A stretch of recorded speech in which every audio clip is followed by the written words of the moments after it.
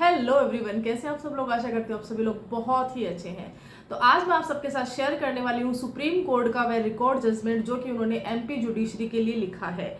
वह record judgement क्या है। मेरा मानना है कि आपको जितना कि एक अपडेट के बारे में पता चलता है कि एमपी जुडिशरी के लिए सुप्रीम कोर्ट की ये अपडेट है, साथ ही आपको यह भी पता होना चाहिए कि सुप्रीम कोर्ट के जो ये अपडेट है, जो ये फैसला दिया है, जजमेंट दिया है, वहां पर उन्होंने रिकॉर्ड में क्या लिखवाया है, क्योंकि ये बहुत जरूरी होता है जानना कि उन्होंने रिकॉर्ड में आखिर लिखवाया क्या है। साथ ही जो डायरेक्शंस है वह क्या दिए हैं। चलिए बात करते हैं एमपी जुडिशरी की। आप सब जानते हैं कि एमपी जुडिशरी का जो सिविल जज एग्जाम होते हैं उसके लिए जो क्राइटेरिया है वह चेंज कर दिया गया है। वहां पे 3 साल की जो प्रैक्टिस होती है उसको कंपलसरी किया है। साथ ही अथवा में उन्होंने डाला कि या तो आपने 3 साल की प्रैक्टिस अगर आपने करी है वो स्टूडेंट्स, और या तो जिनके 70% लॉ में ग्रेजुएशन में उनको 70% मिले हैं वो ही जो स्टूडेंट्स है, वह जो कैंडिडेट्स है वही एमपी जुडिशरी के लिए अप्लाई कर सकते हैं। बहुत सारी चीज़ें होती है क्योंकि दोनों ही क्राइटेरिया रहते हैं। क्योंकि जैसे बात करते हैं आरजेएस की, राजस्थान जुडिशरी की, वहाँ पे अपियरिंग वाले बच्चों को भी यहाँ पे अलाउ किया जाता है और बहुत मात्रा में अपियरिंग वाले बच्चे भी रहते हैं, या ऐसे बच्चे भी रहते हैं, ऐसे स्टूडेंट्स भी रहते हैं जिन्होंने कि अभी साल भर पहले या 2 साल भर पहले ही अपनी आरजेएस अपना जो है लॉ कंप्लीट किया है और आरजेएस के लिए तैयारी कर रहे हैं। वहां पर प्रैक्टिस के लिए टाइम उनको नहीं मिलता है। तो नॉर्मली काफ़ी सारी एक कैंडिडेट की संख्या होती है जो प्रैक्टिस लाइन में जल्दी नहीं जाना चाहती है, और 70% अगर किसी के आते हैं तो वह भी कुछ एक परसेंटेज, कुछ 1 या 2% ऐसे स्टूडेंट्स होते हैं जिनके 70% आते हैं। नॉर्मली लॉ में 70% टॉप के बराबर होता है। खैर, अभी सुप्रीम कोर्ट ने इस पर क्या कहा है इसके बारे में हम बात कर लेते हैं। एमपी जुडिशरी का जो मैटर था, ये जो केस का जो टाइटल है मैं डिस्क्रिप्शन बॉक्स में डाल दूंगी। इसमें याचिकाकर्ता ने यहाँ पे इस चीज के विरुद्ध की, ये जो संवैधानिक अधिकारों के विरुद्ध है, आर्टिकल 14 के और उसके अलावा अन्य कुछ आर्टिकल्स है उनके विरुद्ध है इस तरह के रूल्स लेके आना। तो ये जो रूल्स लेकर आई है एमपी जुडिशरी अपने सर्विस रूल्स एंड रेगुलेशंस में, वहां पर ये जो अमेंडमेंट लेकर आई है इसको चेंज करे और ये जो क्राइटेरिया है वह चेंज करे। हाईकोर्ट ने एमपी हाईकोर्ट ने इसको जो है मना कर दिया और यहाँ पे कोई भी चेंजेस नहीं करे।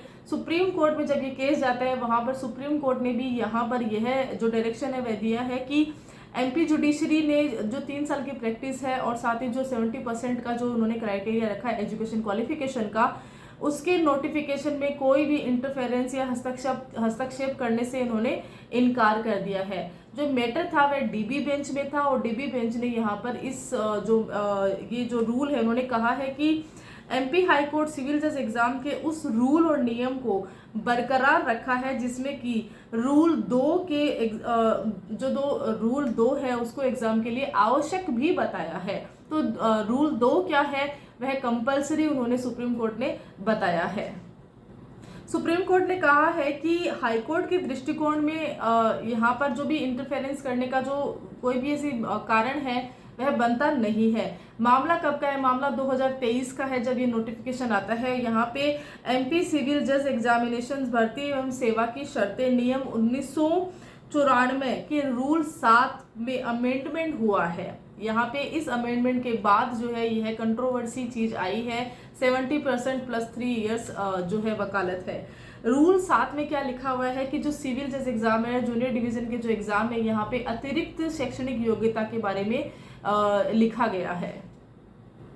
अब यहाँ पे एमपी हाईकोर्ट ने कहा है कि जुडिशरी में पहली बार ऐसा हुआ है कि जहां पर इस तरह के प्रयास किए गए हैं कि जो गुणवत्ता वाले जो कैंडिडेट्स हैं उनको ही यहाँ पे शामिल किया जाए। ऐसे प्रयास एमपी जुडिशरी के द्वारा पहली बार किए गए हैं। इवन जो जुडिशरी है, बाकी जो जुडिशरी है उनके द्वारा भी अभी तक ऐसे प्रयास नहीं करे गए हैं।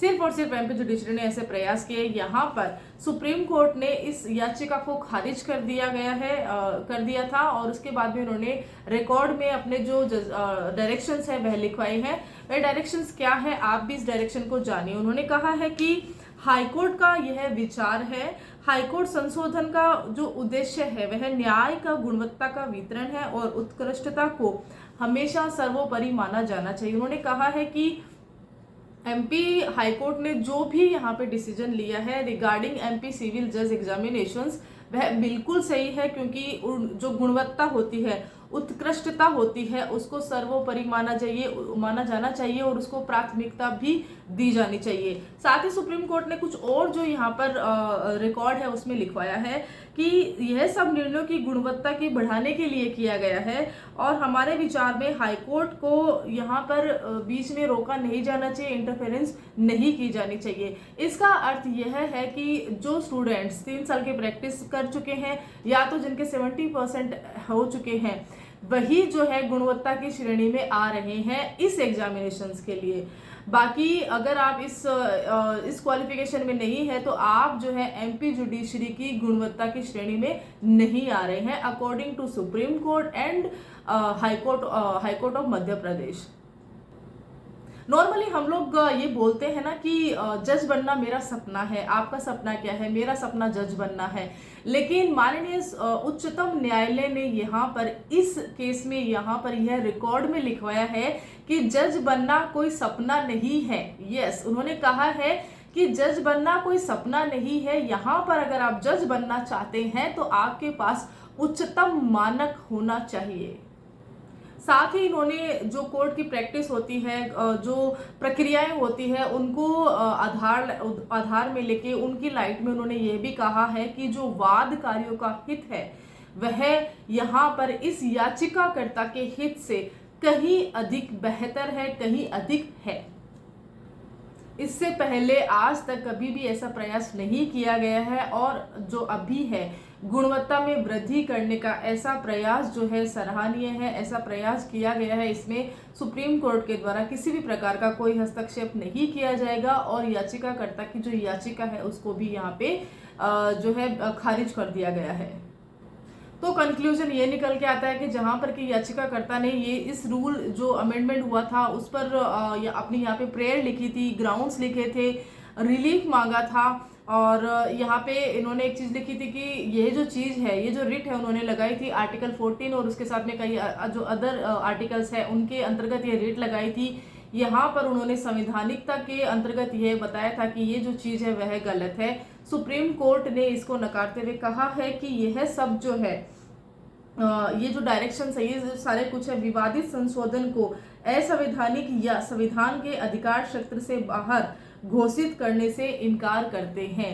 तो यह था एक रिकॉर्ड का जो कि माननीय उच्चतम न्यायालय ने एमपी सिविल जज एग्जामिनेशंस के अंतर्गत दिया है।